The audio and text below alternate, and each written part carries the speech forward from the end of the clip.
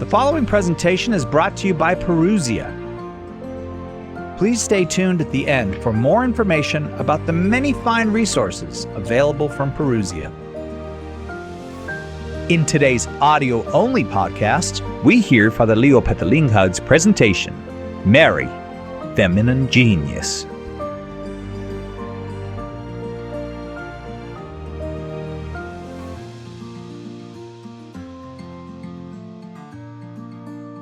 I'm very American, even though I was born in the Philippines. I came to America when I was only 1 year old, and so I am a big, loudmouthed, little American Filipino, and my style is incredibly different from what people experience, especially since most priests are humble. I'm not. Most priests are very pious and very spiritual. I'm trying. But I do have, in a sense, a way maybe to communicate with people, and that is going to be 100% honestly. I am just going to tell you the truth. And sometimes it's a little bitter to swallow, which is why as a chef, I know what to do with that bitter herb of truth. Add a sweet vinaigrette on top of it. And there is a truth that is very bitter, particularly for women to accept. And the fact is, you, women, and this is hard to accept, you, according to the Catholic Church, are God's geniuses. That's pretty hard to accept, isn't it? No, women are like, no, I like that. But let me tell you, with great, I'm going to sound like Spider-Man, but with great power comes great responsibility. And I think the reason why it's a difficult thing to accept is because you now have to accept the ability to respond with the same genius as God. And so I'm going to just share with you a little bit about why Mary is your perfect advocate. And let me tell you, a lot of people sometimes think that Mary is just like a statue on the wall or a set of beads in your pocket that no one even pray. And I am here to tell you that is hardly the case. This woman and all women who know who are geniuses, do you know who you are and what your ultimate role is? You are a warrior. That Amazonian island where Wonder Woman came from, and yes, I'm a great fan of Wonder Woman, but you got to realize that is real. Women are geniuses because you are warriors. That means you have to fight. And a lot of people think, no, that's what my husband is for. No. Women, and I'm not trying to kiss up to anyone here just because I'm the only guy here right now. I am here to tell you that women truly are the strongest animals in the animal kingdom. If you don't believe me, go ahead and just try to play with baby bears when Mother Bear is trying to feed them. You will see a ferociousness like no other. Women's geniuses come when they know their inherent dignity is that person who is to fight for their children. I mean, you just think about it. That's why husbands and wives in their union have one job, and your job is to get your kids to heaven. And that is a fight. And therefore, I think a lot of women in the modern world has abrogated that responsibility. And they're now fighting a cause that I'm not quite sure exactly what the point is. They're fighting a cause to be true feminists, which is strange because most of them look like men these days. There's a confusion as to what a feminist looks like. So we're going to talk about that too. And the person who's going to show it to us is this lady right here, of whom St. John Paul II wrote about in a pastoral letter called Mulieris Dignitatem, which came about in 1988 on, I believe, August 15th on the Feast of the Assumption of Mary. So we're going to talk about dogma, we're going to talk about spirituality, we're going to talk about the social implication, but more importantly, I'm going to put back on you women the responsibility to be geniuses by becoming warriors once again. Now, you might think that this is very odd for a man, a Catholic priest, to be talking to you women about how to be women. Doesn't that sound odd? Shouldn't it be some woman up here telling you how to be a woman? No. Yes, of course. We need women to do that, but really women are defined by their relationship. And the best way you understand your femininity is in relationship with masculinity. In the same way, when I give men's conferences, I have to tell them, you're going to define, and I did this at Redfield College. I talked to sophomores and juniors, and I told them the only way you're going to really know what it is like to be a man is if you understand your relationship to women. And so relationship is how we define who we are. Relationships are how we understand who we are. That is a huge implication. So I'm going to ask you, who are your relationships with that help you define your femininity, your genius, and your ability to fight? Your ability to fight. With whom are you in relation? So, the reason why I love talking about this is because I love talking about the Blessed Mother, and here's why. I'm just going to tell you, I am 100% a mama's boy. And besides my mom and dad's favorite child, I'm just saying, but besides that, I've always had a fascination about Mary. We grew up praying the rosary, especially on long car rides. As soon as we got to the highway, or to the main, road, wherever we were going on vacation, we always had to pull out the rosary and just start praying it. I didn't like praying the rosary. I thought it was boring, and I thought it was repetitive, and I thought it was long. But you know what? We did it anyway. Every Friday, we prayed the rosary to the point where one day, as a kid, because I am the favorite child, decided to pretend like I was falling asleep. We prayed the rosary around my mother and father's bedroom bed, around the bed.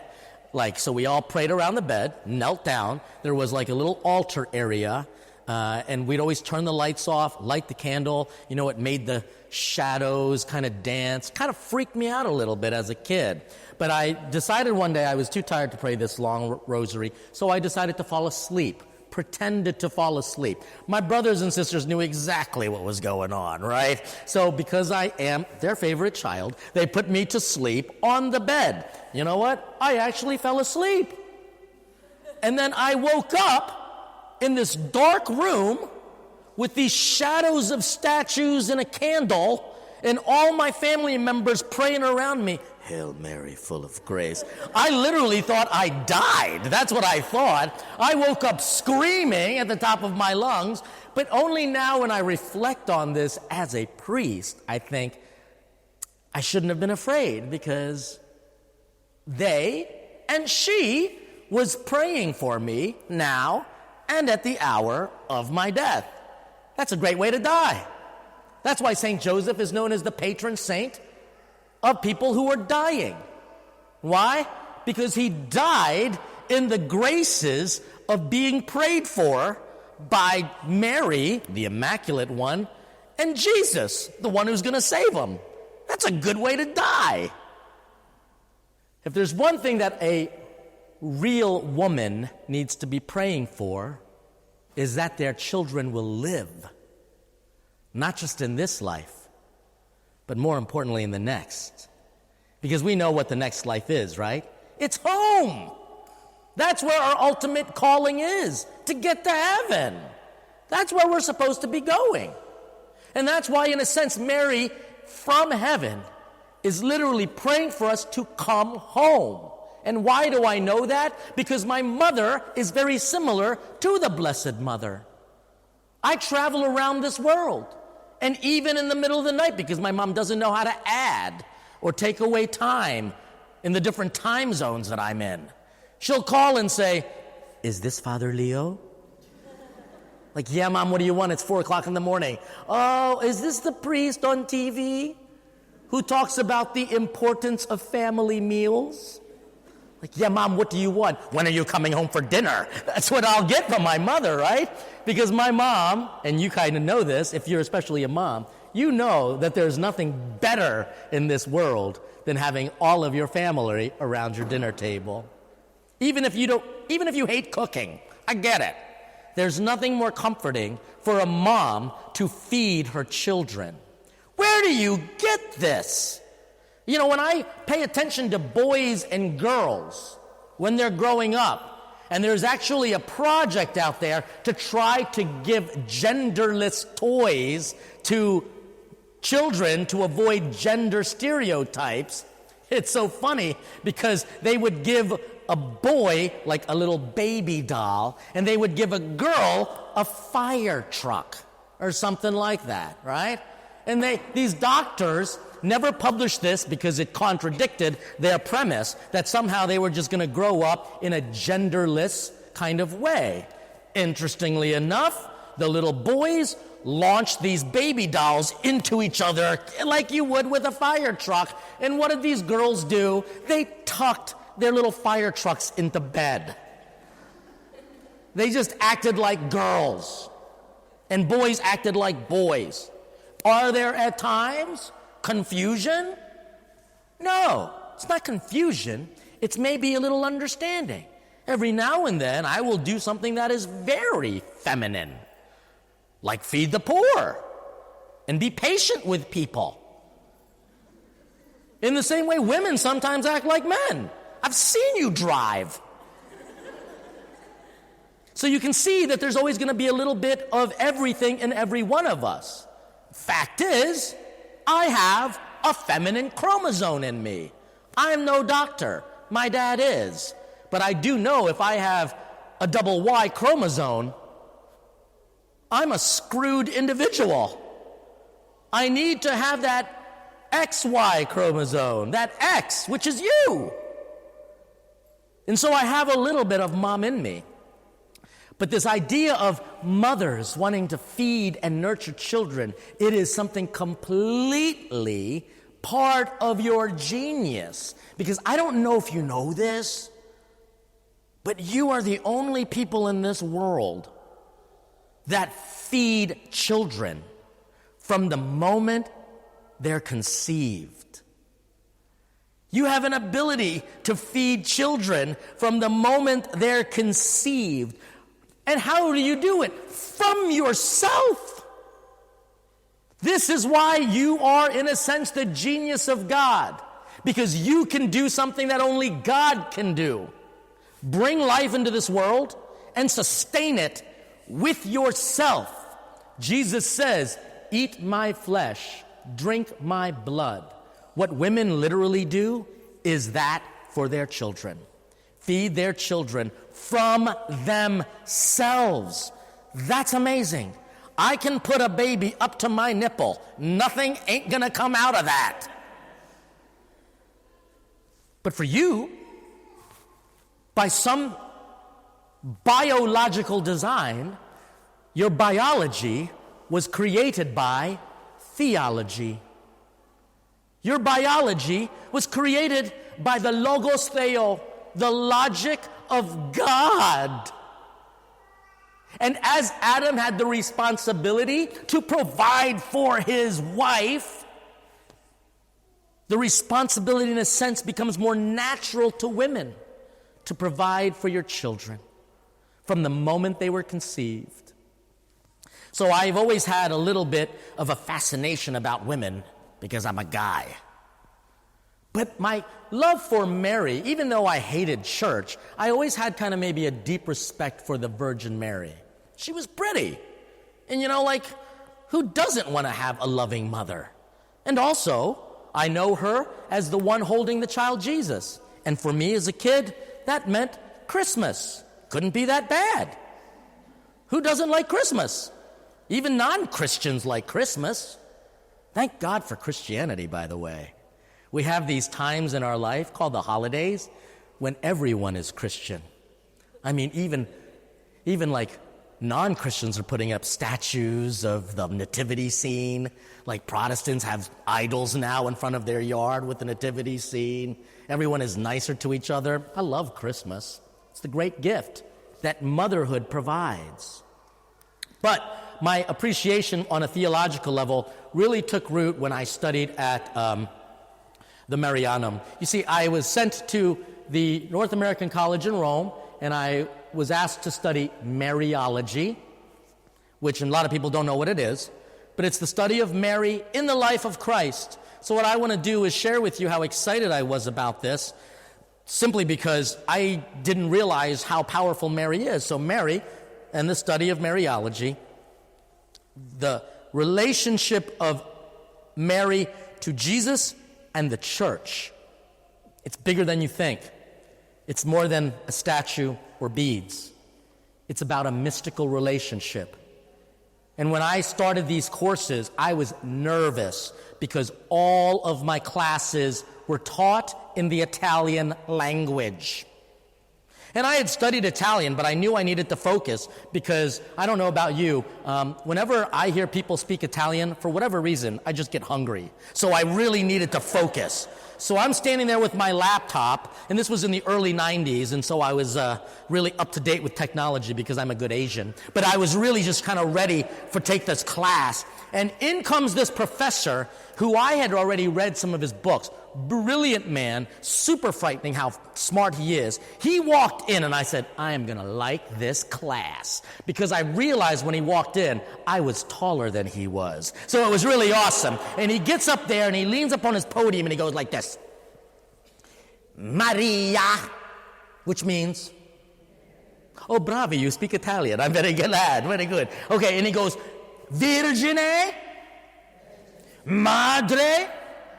And then he stopped, paused very dramatically because he's Italian, and he looked and he said, Impossibile. And then he walked out. I typed 4 words in my laptop, and I'm thinking, am I getting my money's worth here, people? But he made us stop and think of those 4 words. Mary, which is not just a name, it's a powerful name in all of the scriptures and including the Quran. Virgine, which is not a bad word. It's the way that you were created. Imagine that. Madre, which is what created us. Through a generous act of mother and father, who is God the Father. Impossibile. Impossible. I don't know if you realize this. Virgins can't be mothers. Do I need to draw a picture here? You got it, right? We are talking about biology. We are talking about how biology confronts theology. And the only reason why she, even though she's not engaged in any type of conjugal act, even though she was fully permitted because she was already betrothed to Joseph, she could have done it. As a matter of fact, it was expected. And so for her to say something like, how is this going to happen? Come on, Mary, you know how it happened. You've been explained this. This has been explained to you before because that was the role of mother in her day. She was supposed to be fruitful and multiply. So her response to the angel is weird. How is this supposed to happen?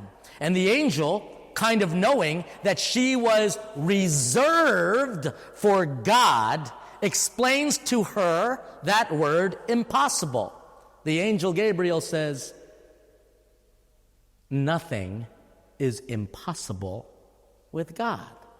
How does she have a baby? How does her cousin Elizabeth, who was definitely old, and Zechariah was sterile, clearly because they should have had children for years ago, but now they're old, and yet they have this John the Baptist? Well, because nothing is impossible with God.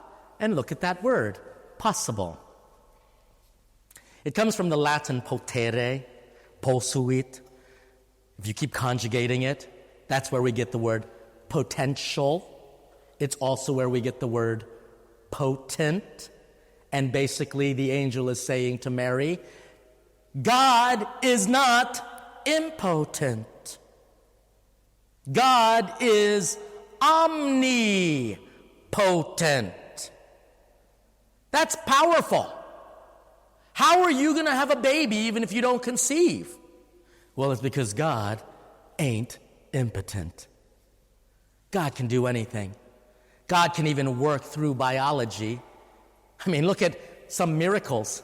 Look at the miracles. How did this man get his brain cured from cancer? God's not impotent. God can do anything, including make a baby. And that's a powerful thought. How does then, in this day and age, do we render God impotent? How do we render God to not be able to do the impossible in us? Well, I'm just going to throw it out there, and don't think I'm being controversial. I'm just explaining the Latin. It might be simply because we, not just women, but men, we are against the concept. You hear what I just said there? Contra the concept of the power of God. We contracept God. We literally don't allow God to do the powerful in us. We literally are contra the concept. And so when I talk about the feminine genius, it's because you are a unique creation. You are biologically the most complex things in this world. To the point where we render God impotent because we don't understand the genius of God and how He made you individually. And if God is all about bringing life into this world, He needs you to do that. Because I can't do that. I can help sustain it, but I don't have it in my biology to bring life into this world. And I know at this point, you all are thinking, oh my gosh, this priest just wants us to make a bunch of babies. I never said that. Not at all. Not at all. But if we are going to bring life into this world, how can that be done? Again, God's genius is in the ability to bring life into this world, to make something out of nothing. I can't do that. You can. But there is, in a way, a mentality of the evil one who is constantly affecting the mind of you geniuses to basically think that you can be as powerful as God. And here's where the food part comes about. Because you all have heard that I just happened to beat Bobby Flay, who was a world-famous chef on a show called Throwdown with Bobby Flay, Season 7, Episode 1, available at fatherleofeeds.com/watch. But they think, like all this guy does is cook. No. My job is to make sure that I am feeding, most importantly, hearts, minds, and souls. And the best way that I do that is through food, which is why I talk about a theology of food, of which you women produce naturally. Literally, you can eat food and somehow convert it into food for a little life inside of you. Does anyone here have a belly button real quick? Anyone? No? No one here has a thank God, one person. Thank God we've got one human in this whole group here. I didn't ask to see it, ladies. I just wanted to know if you had a belly button. And the reason why I asked is because you know what this is? It's an indelible mark. That's theological language for you can't hide it. You can't pretend it's not there. Like when you're baptized, your soul receives an indelible mark that marks you for Christ. When you're confirmed, you get an indelible mark. This is something you can't pretend doesn't exist. It tells you that from the moment you were conceived in your mother's womb, where life begins, no matter what the courts tell us, this basically says God has one objective: to feed His children. And how's He going to do it? Like, I'm a good chef. What am I going to do, make a fajita for that baby? Oh, no, maybe I could. Because when I feed the mother, she in turns that into food for a child. Dude, that's genius. That's amazing. And you do that naturally, which is a good word. We all like nature, don't we? But why then do we control the genius within us in so many unnatural ways? Think about that. How do we make our families naturally? I mean, just think. When God made Adam and Eve, he kind of knew what was going on, which is why he created Eve to be Adam's equal. Granted, he made Adam first, only perhaps to teach us how incomplete we are on our own, and how we are only going to be fulfilled in relationship with others. And because God is the all-providing one, because God is omnipotent, he said, because I am God, I can feed my children from myself, which is why I created this amazing place called the Garden of Eden. And you can have fruit, and you can eat anything. Just stay away from one thing. And what does that girl do?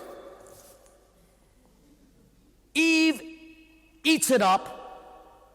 Eve breaks the diet. And we know why. Because the devil knows what Eve hungers for. The devil knows what Eve wants to eat.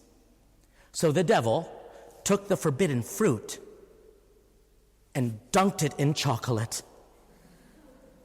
And women now are like, I would like a piece, yes.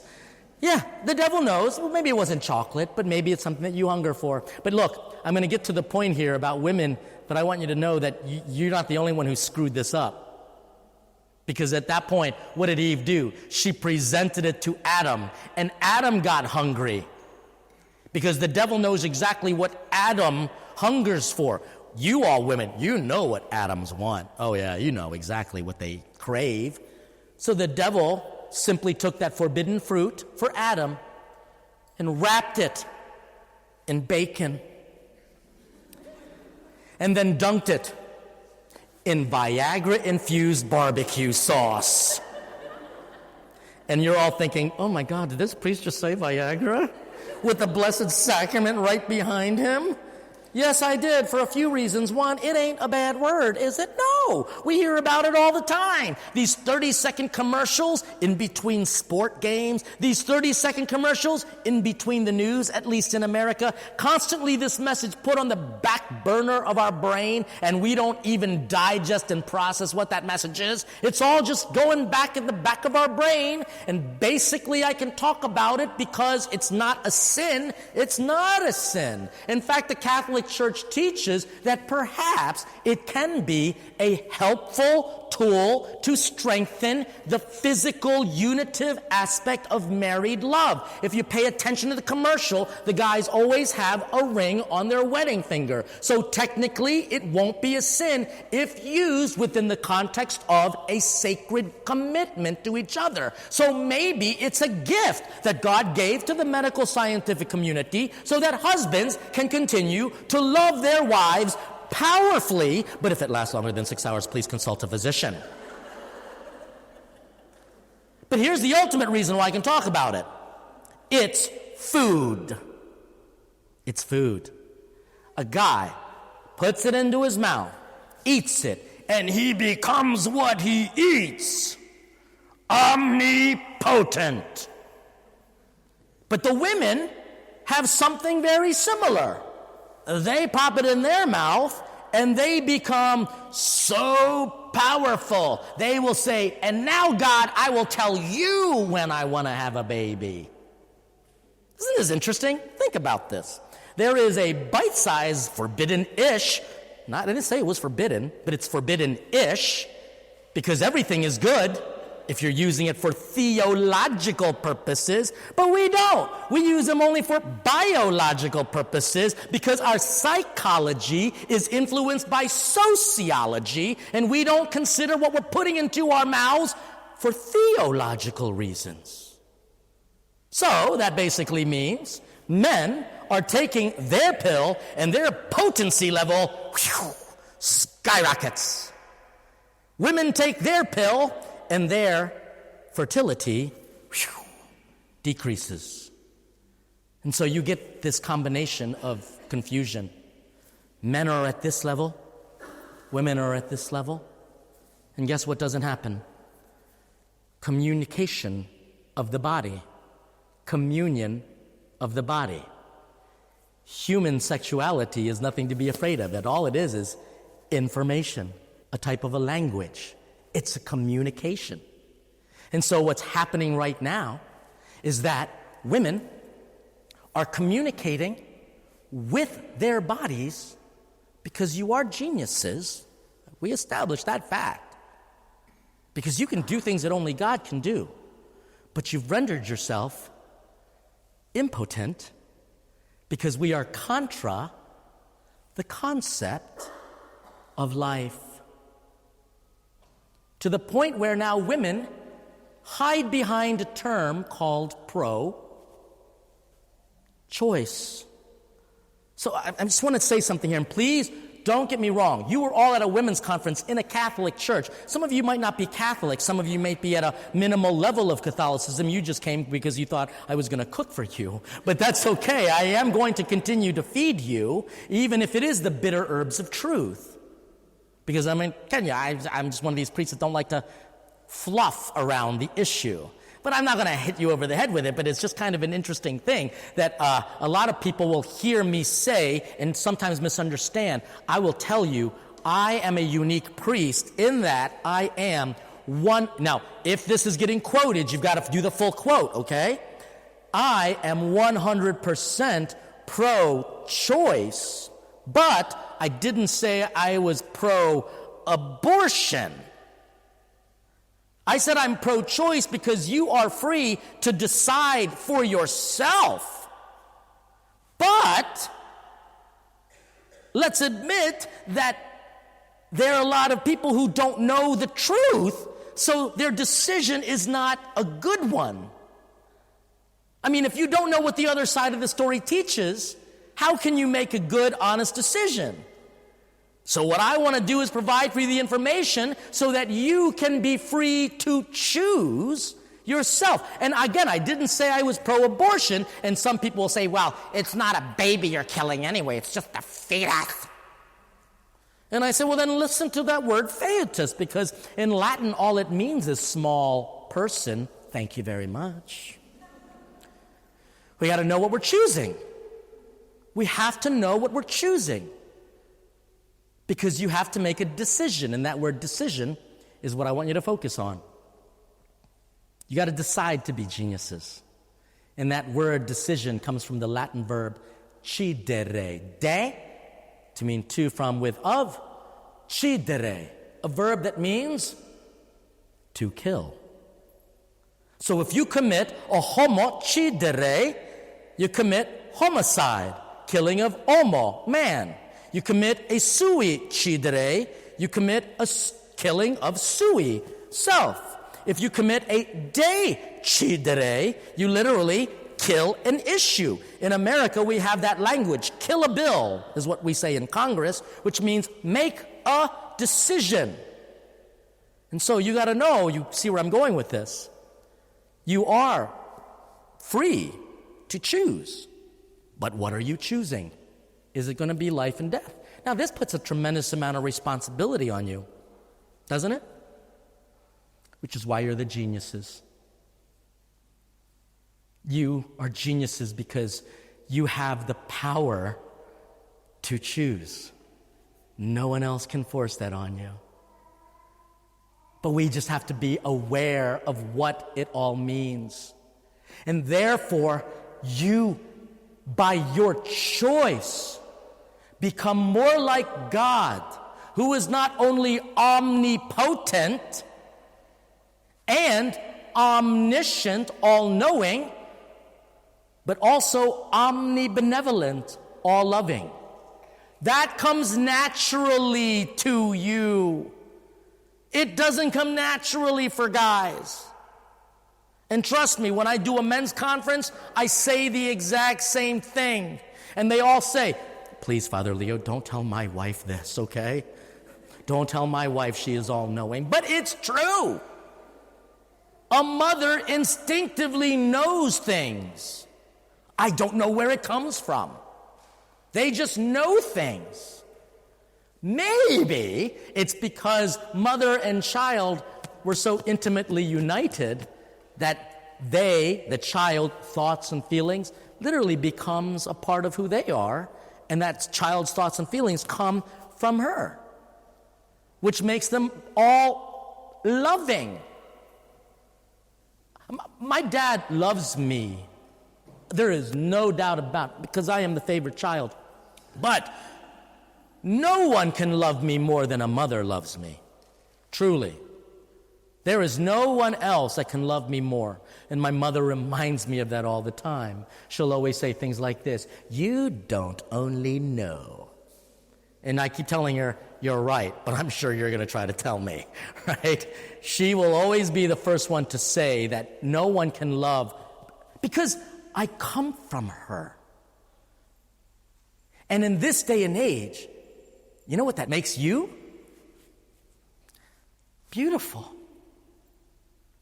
But the only way that you're going to fully understand your power is when you know the information that comes truly on both sides of that choice, your ability to make a decision.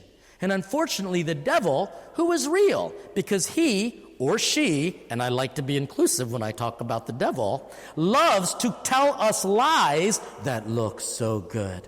Go ahead, take a bite, nothing bad will happen to you. And we have been lied to. I mean, even to the point where you've heard of the Roe versus Wade, right? You've heard about that. That legalized everything in America. But what's interesting was that Roe is now a Catholic who is 100% pro-life. And they actually used her person to promote abortions, even though she herself wasn't even pregnant and never had an abortion. And she is trying to get out there and tell the true story, but we can't, because hashtag fake news is part of the forbidden fruit, which we love to just eat and swallow in heavy doses. And so it really requires people to use their intellectual capacities to understand the fuller truth of our biology, not just influenced by our psychology, which, by the way, doesn't mean the logic of the mind. It literally, from the Greek, means psyche, soul.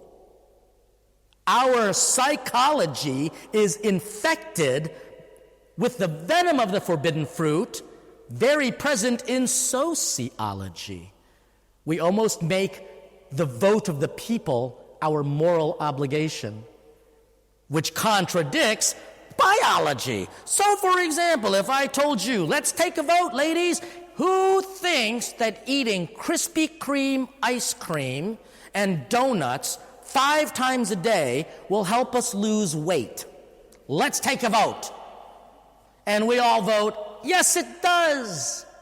And then we realize we've gained 30 pounds. It's only because, even though we voted sociologically that it was true, didn't make it right biologically.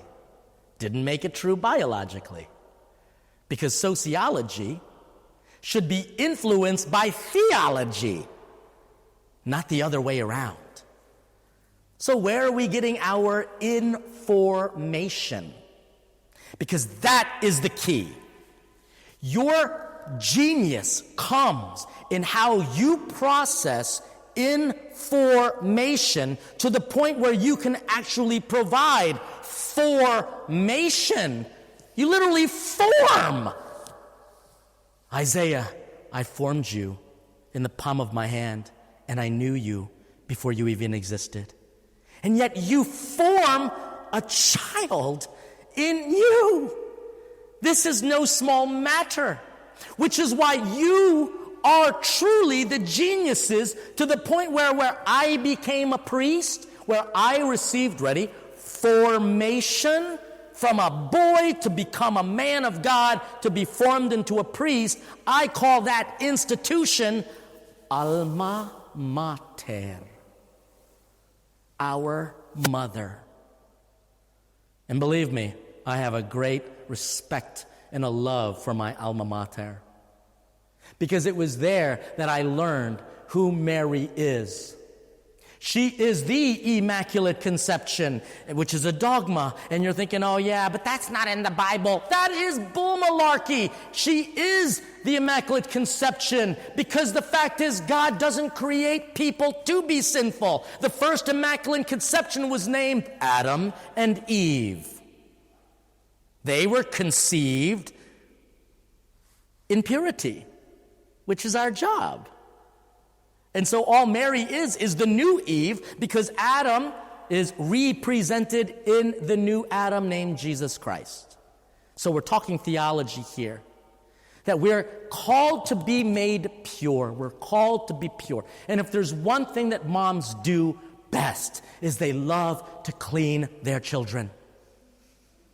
I remember as a kid going to church, there was egg on my face, and my dad didn't even notice, But my mom would be like, "Come here, look at your face. Come here." Take her handkerchief and wipe that off to the point where it's like, I think it rubbed my soul. That's how clean it was, which is exactly why Mother Church provides a way to be born again. To be born again in a pure way called baptism. That's what Mother does. And that's what you do. That's genius, because the only way that we're going to be born again is by God's power, which you do naturally as Mother. Immaculate Conception is the genius that God wants of you.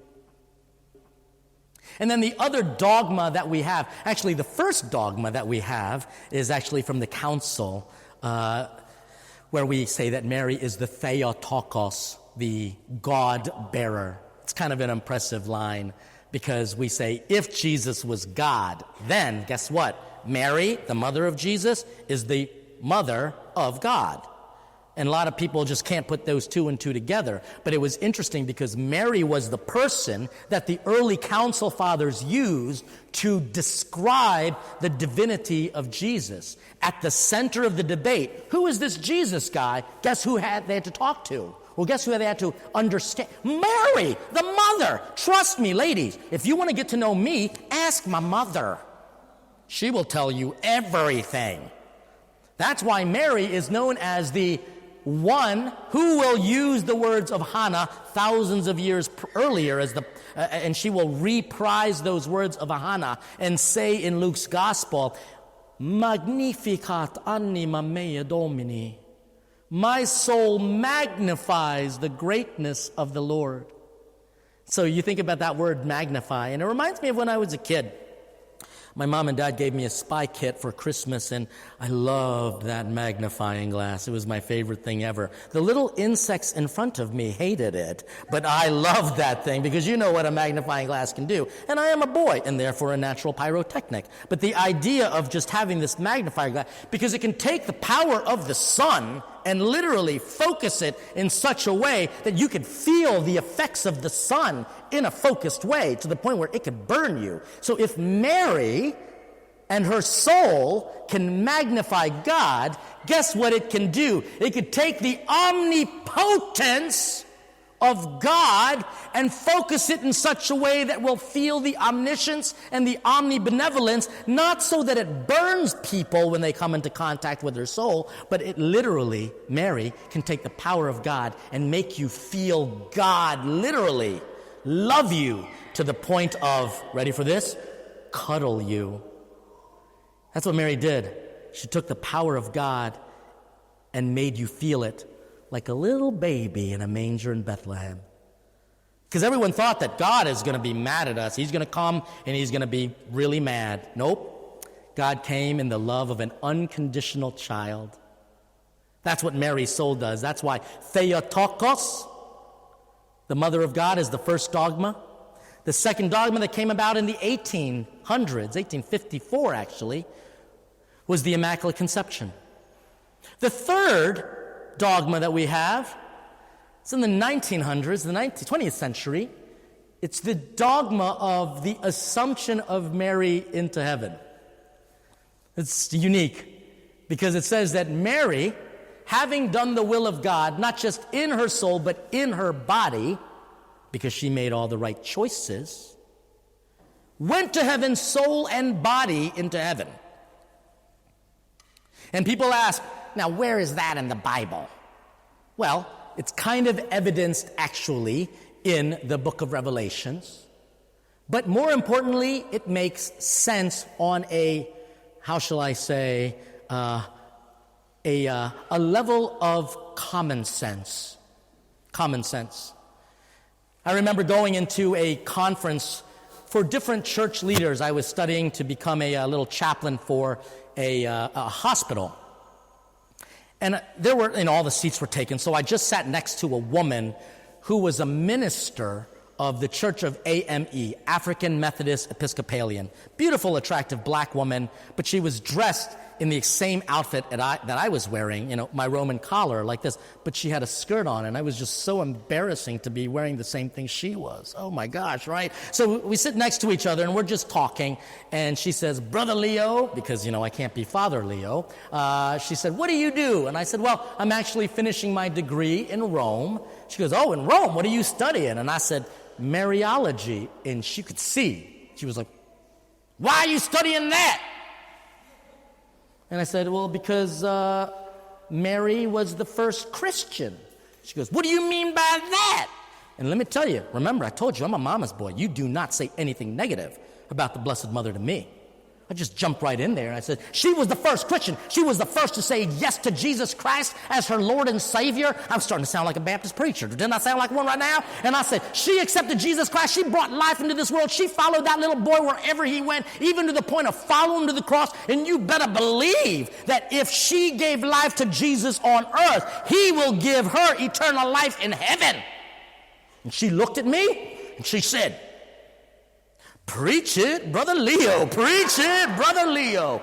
She got so excited by the fact that we got excited about Mary because she is the first Christian. Everything I said makes sense and will help you understand why she went to heaven, soul and body, because she did God's will, not just in her thoughts and in her intention and in her mind. No, she did God's will in her every part of her body. That's the genius. And that's why we need to make sure that we're doing God's will as well, so that our bodies can be reunited with our souls in heaven. But sometimes don't we live a disconnected world? Like, here's what I want to do for God, but my body doesn't want me to do that. I kind of live a divided, dualistic life, which is why every day we got to make a decision that says, my heart, mind, and soul, my body, mind, and soul will work together.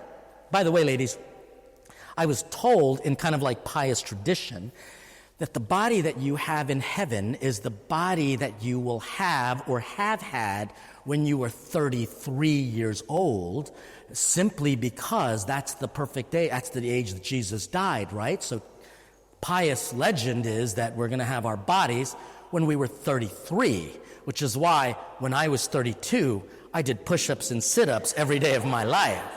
And here's why. Because I want to look good. I want to look good. Let's admit it. And that's why I'm going to close with this. So do you. You want to be beautiful, don't you? Any ladies here just want to be ugly? Literally, anyone here just want to be like, I love being ugly. I love not having to take a shower. I love not having to fix my hair.